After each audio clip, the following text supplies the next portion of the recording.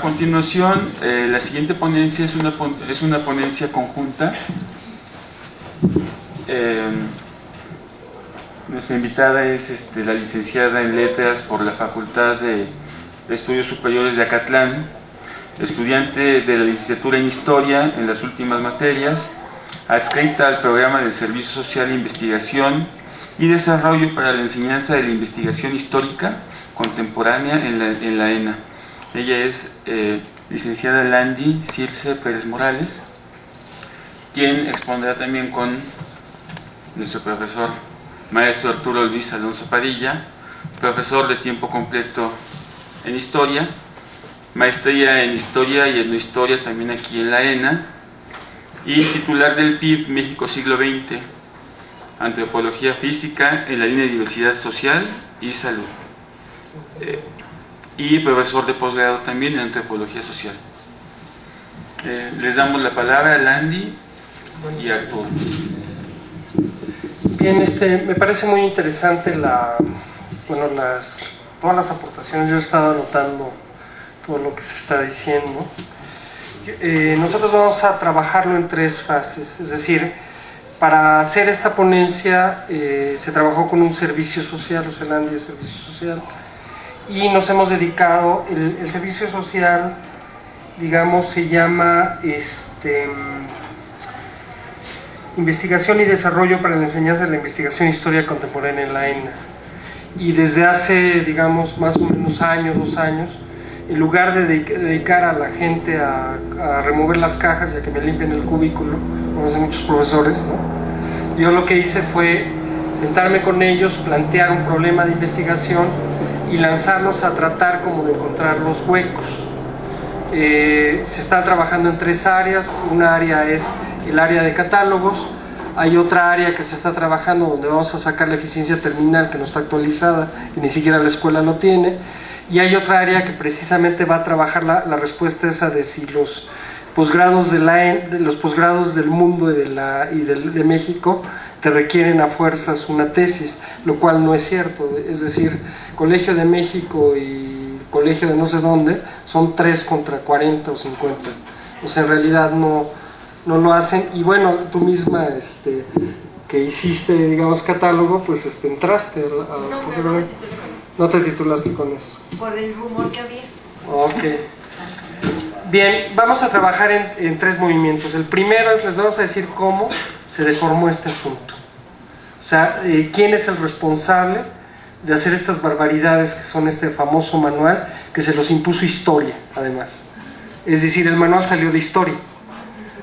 Sí, y cómo eso deforma el acuerdo inicial, que es el acuerdo del Consejo.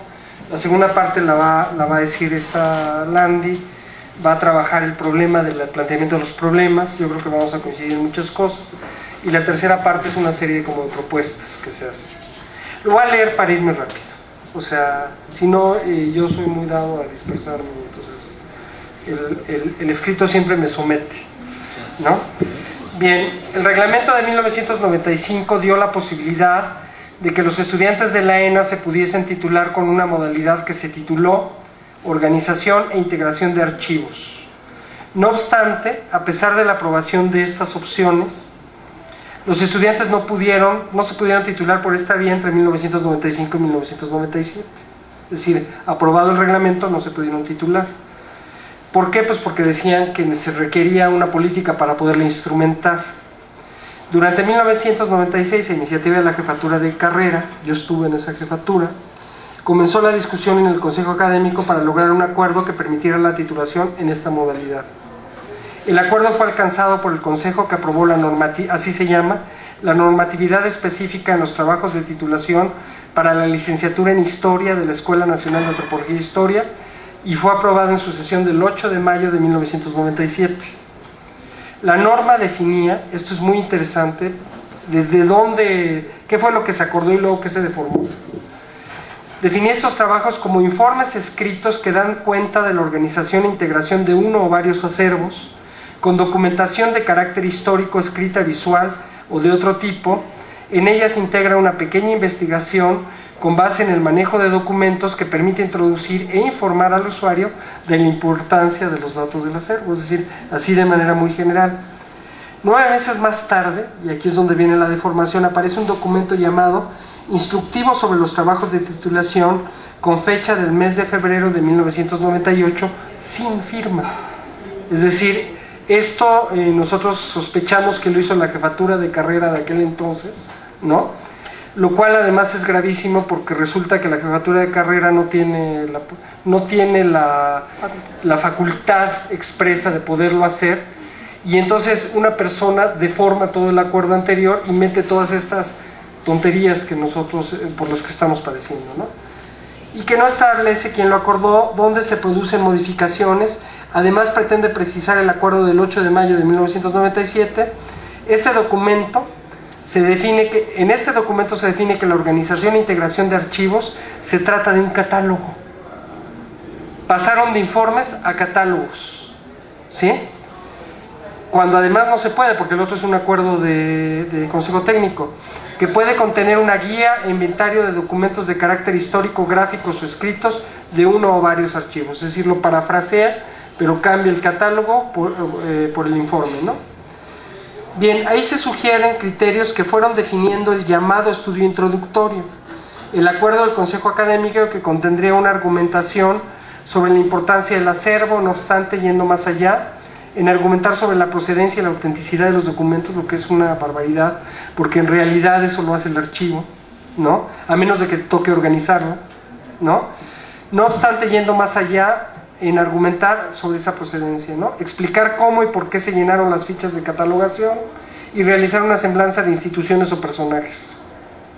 Ahí es donde se normó que el catálogo debería contener 1500 fichas, cuando el acuerdo inicial no lo contiene. Y además de adicionar el índice tipológico y analítico de los documentos, a todo esto se agregó la idea de que el trabajo tendría 60 cuartillas como mínimo y la necesidad de una constancia del centro documental donde se desarrolló el catálogo, que por lo menos en la historia jamás se los piden, ¿no? Estos acuerdos, que al parecer se derivaron de la licenciatura de Historia, donde al menos no tenemos el acuerdo de academia, yo pertenezco a la academia y jamás se discutió eso, se volvieron normas aplicadas no solo para dicha licenciatura, sino porque sucedió una cosa burocrática más, sino que además para etnohistoria. O sea, no sé por qué de repente se las aplican en etnohistoria si no era un acuerdo para historia, ¿sí? Porque fue recogido, y esa es la explicación de por qué se aplica a todos, porque fue recogido por la Subdirección de Investigación en mayo de 2003, en el Manual de Procedimientos de Titulación para la licenciatura de la ENA, ¿no? Ese recoge íntegros los criterios que estableció el documento de febrero de 1998 para historia, es decir, cuando recuperan, y eso además lo recuperan los jefes de carrera y el subdirector, ni siquiera es un acuerdo de academia. El llamado instructivo altera de forma importante el acuerdo del Consejo Académico de 1997, pretextando sin fundamento que el primero había ambigüedad. Los cambios más importantes son: 1. Transforma el informe escrito sobre la integración y organización de un acervo documental en un catálogo. Es decir, a mí me perdonan, pero un informe no es lo mismo que un catálogo. Son dos cosas diferentes. Cuando el catálogo es una parte de la organización de los archivos al crear un instrumento de consulta para el mismo. Con ello se excluye la posibilidad de dos fases previas necesarias, es decir, acabó con la organización e integración de archivos, porque si tú tienes que hacer un catálogo, no necesariamente lo vas a organizar y lo vas a clasificar y lo vas a inventariar, ¿no? Con ello se excluye la posibilidad de dos fases previas necesarias, como son el inventario de documentos de un archivo encontrado y desde luego la labor de clasificación y ordenación del mismo, que es para lo que fue pensado esto de la organización y la integración. Todo se reduce al catálogo cuando el acuerdo de 1997, que es el básico, era un informe escrito sobre la organización e integración de archivos. 2. El instructivo establece un tope mínimo inadecuado de 1500 fichas catalográficas sin fundamentar de manera suficiente por qué se determina tal cifra. No lo dice. 3. Mientras que el acuerdo de 1997 habla de una pequeña investigación con base al manejo de documentos que permite introducir e informar al usuario de la importancia de los datos del acervo, a mí me parece que es preciso hasta cierto punto. El instructivo determina un conjunto de requerimientos entre los que destacan que tiene que argumentar la importancia del acervo, solicitando un estudio de procedencia, ¿no? Y otro de autenticidad del acervo, ¿no? Es decir, que se tiene que poner a ser como diplomática, ¿no? La argumentación del diseño de las fichas catalográficas, semblanzas de instituciones, personajes tratados, además de un índice tipológico, todo ello en 60 cuartillas como mínimo. Es decir, ahí quien le hizo, no voy a decir quién es, yo sí sé quién argumentó esta tontería, ¿sí? Es que tenía siempre, a sus estudiantes les decía, el ensayo es de 20 páginas, y tiene que tener 20 páginas. Y entonces esto mismo se trasladó a esta zona. Bien, adelante, mi problema. Buenas tardes. Respecto a lo que había comentado el maestro Arturo, el planteamiento versa sobre lo siguiente y varios factores que ya habían comentado la maestra Isabel y la maestra Berenice. Hasta 2010 en la licenciatura en Historia se habían elaborado 20 catálogos y en Historia alrededor de 7. Actualmente la petición de dirección de catálogos se ha incrementado afortunadamente. Cabe señalar que según el Manual de Procesos Técnicos para Archivos Históricos de Universidades e Instituciones de Educación Superior, elaborado de forma conjunta con autoridades de diversas instituciones de la Universidad Nacional Autónoma de México y del Colegio de Bibliotecología. También aquellos personajes que forman parte de incentivar el archivo histórico de la UNAM. Dice que las instituciones de educación superior, las universidades como creadoras y reproductoras de cultura, tienen la obligación de velar conjuntamente con otras instancias sociales por la preservación del patrimonio cultural de la sociedad. En términos generales es así como inicia el Manual de Procesos Técnicos, que es una guía que para aquellos que están interesados por elaborar catálogo deberían revisar de manera profunda. Siendo los documentos parte de este patrimonio cultural, es obvio mencionar que una de las tareas prioritarias de las instituciones debe ser precisamente velar por el rescate, la preservación, la conservación y la difusión de estos testimonios que día a día se plasman en soportes diversos y que constituyen parte de este patrimonio nacional. Por tanto, en las licenciaturas y posgrados que se imparten en la ENA específicamente o en cualquier otra universidad, la responsabilidad sobre la elaboración de catálogos o de informes no debe estar supeditada a los prejuicios o ignorancia en relación al trabajo de catalogación. Ya lo ampliaron bastante los ponentes anteriores. A los 12 años de que se produjera el primer catálogo en la ENA, hoy, para realizar un balance por el motivo por el cual nos congregamos en esta mesa, precisamente para debatir sobre estas problemáticas, que supone no solo la elaboración, sino la dirección de los mismos. Y bueno, quisiéramos exponerles esta experiencia. A lo largo de 11 años de la dirección de catálogos por parte del taller, este se ha tropezado con una normatividad que es ajena y se siente fue deformada del espíritu inicial cuando se logró la instrumentación. Yo mencionaré las principales preguntas y molestias que curiosamente y afortunadamente coinciden con todos los ponentes de la mesa. La primera, reducir la integración y organización de archivos solo al catálogo supone desprenderse del espíritu inicial del Acuerdo 95 y del 97, pues excluye el informe por inventario y el informe de clasificación y ordenamiento, y de esta forma solamente serán instrumentos de consulta, excluyendo la posibilidad de la organización e integración de archivos, el inventario, la ordenación, etcétera, etcétera. Las normas no distinguen la variedad de situaciones en las que se puede encontrar un acervo. Si se trata de un archivo comunitario no organizado, de un archivo de concentración, de un archivo ya clasificado pero no catalogado, o de un archivo totalmente clasificado al que solo le falta la organización del instrumento de consulta, entonces nos estamos limitando únicamente a ciertos trabajos.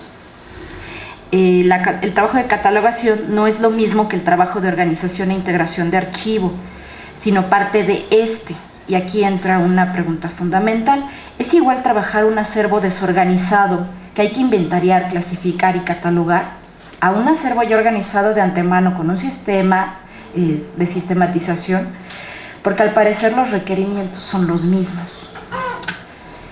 El segundo punto, y es fundamental repetirlo porque resulta ominoso, ¿Para qué 1500 fichas?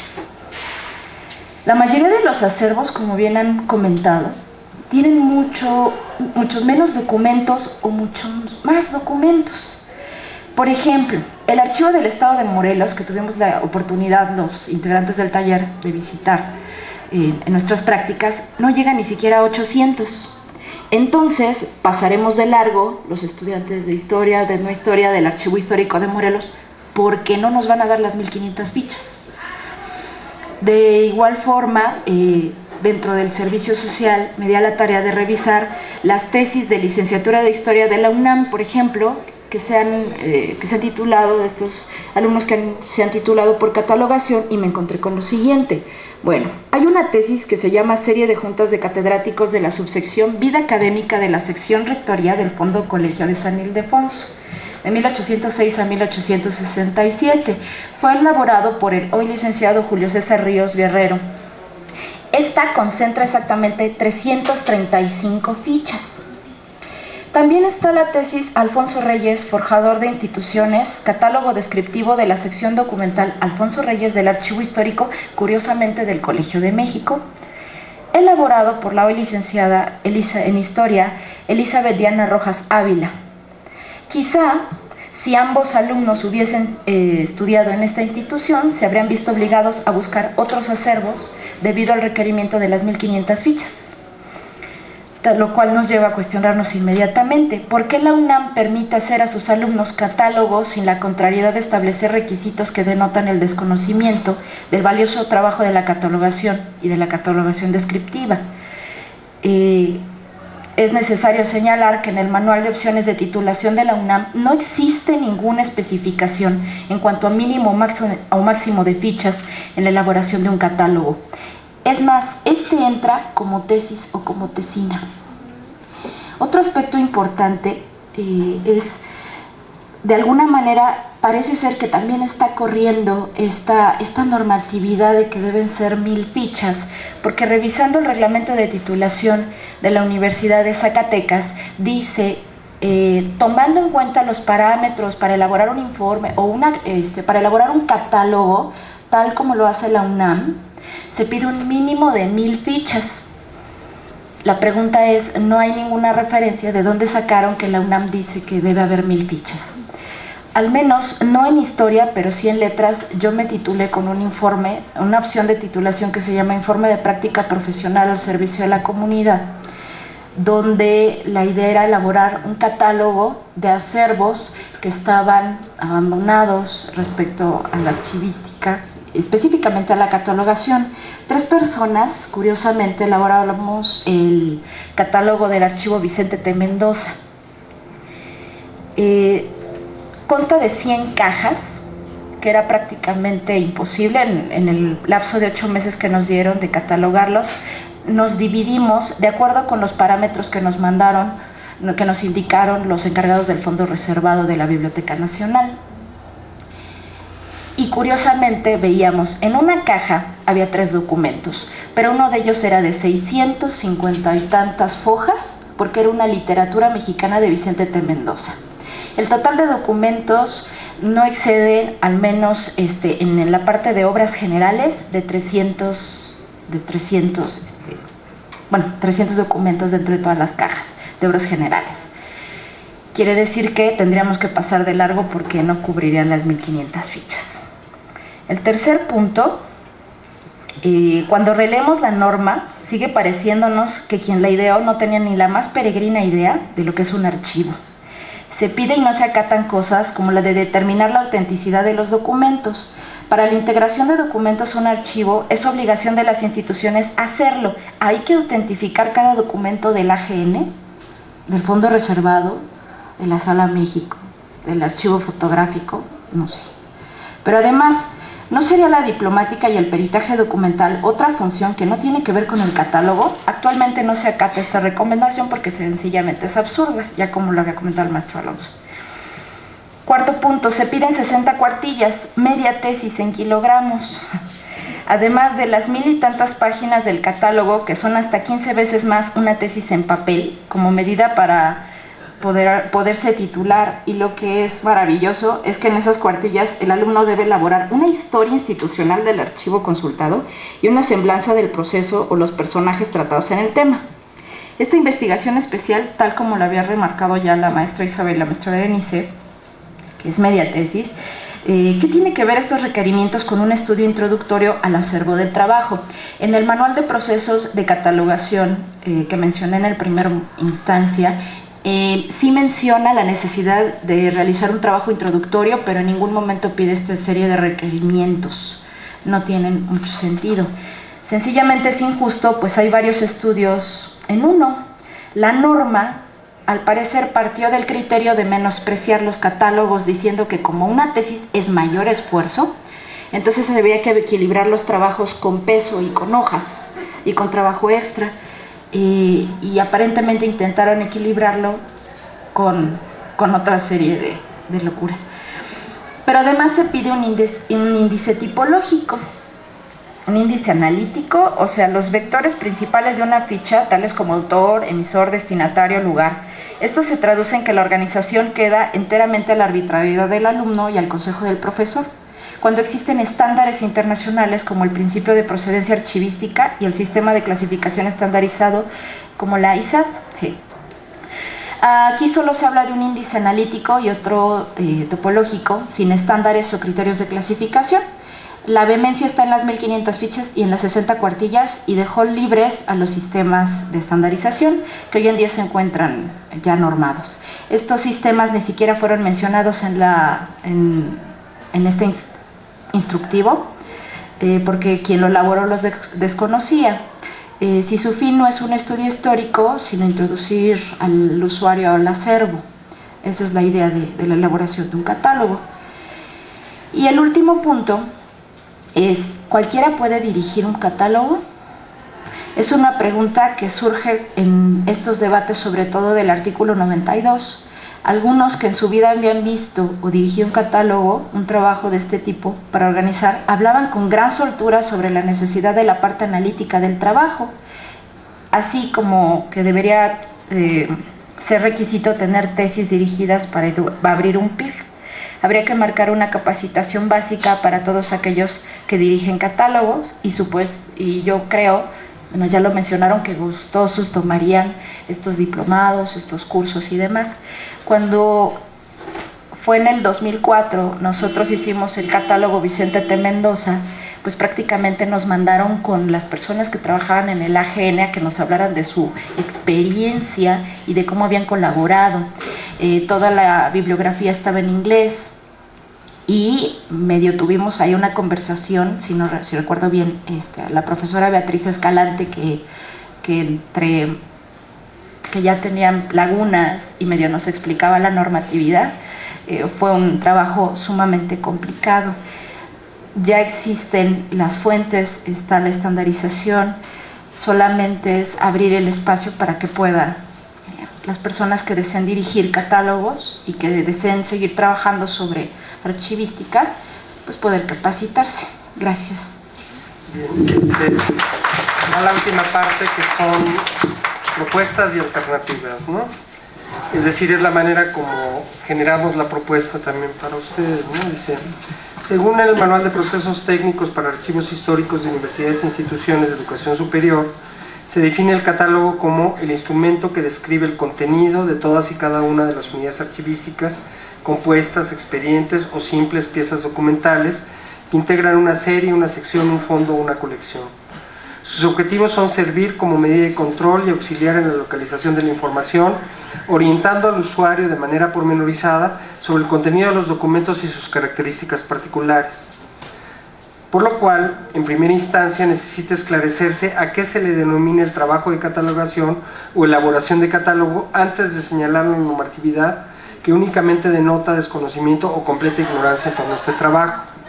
Las normas del instructivo pueden ser alteradas con acuerdos de academia, eso es muy importante, dado que el reglamento confiere a las mismas esa capacidad.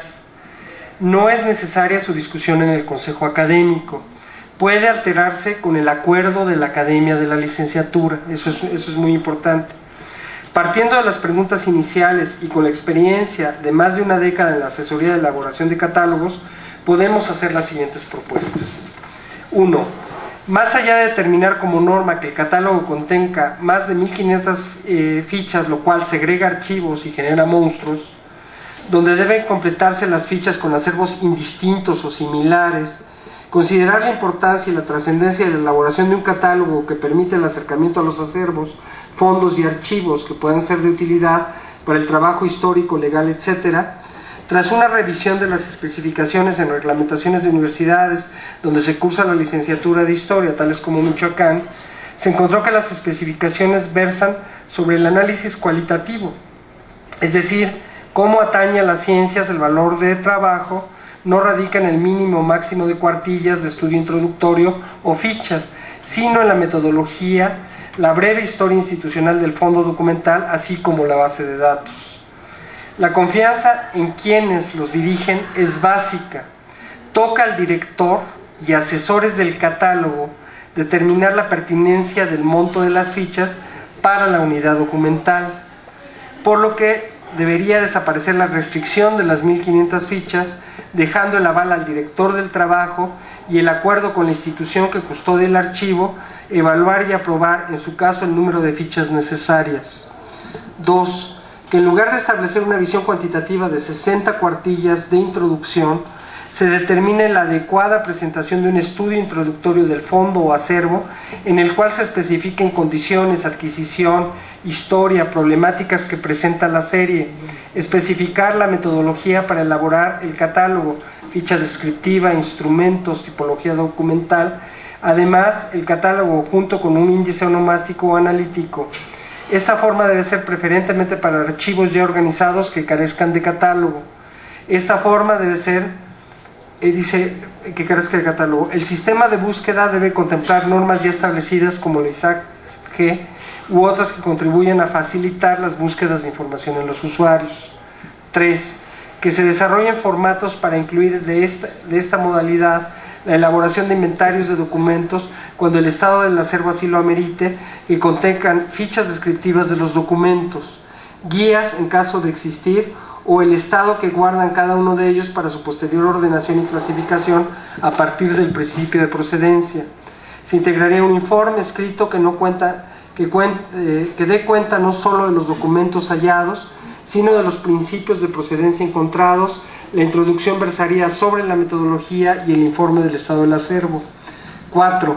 Que se desarrollen formatos para incluir dentro de esta modalidad la elaboración de un sistema de ordenación. Es decir, serían 3 informes diferentes, no nada más el catálogo. Tú te podrías titular por informe de inventario de tal acervo, o por un informe de cómo fue clasificado y catalogado, o por el catálogo mismo, ¿no? Serían 3 formas.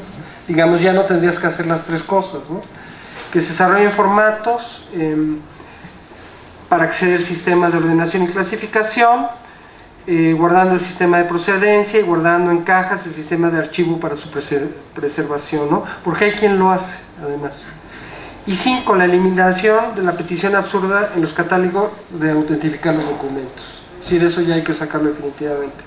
Los cambios son necesarios para dar mayor claridad y certeza a los trabajos por organización e integración de acervos, avanzar en la inclusión de normas y estándares internacionales, ¿no?, en la materia, así como fortalecer esta opción de titulación como una opción que abre el campo al valor de preservar el patrimonio cultural de nuestro país. Eso sería todo.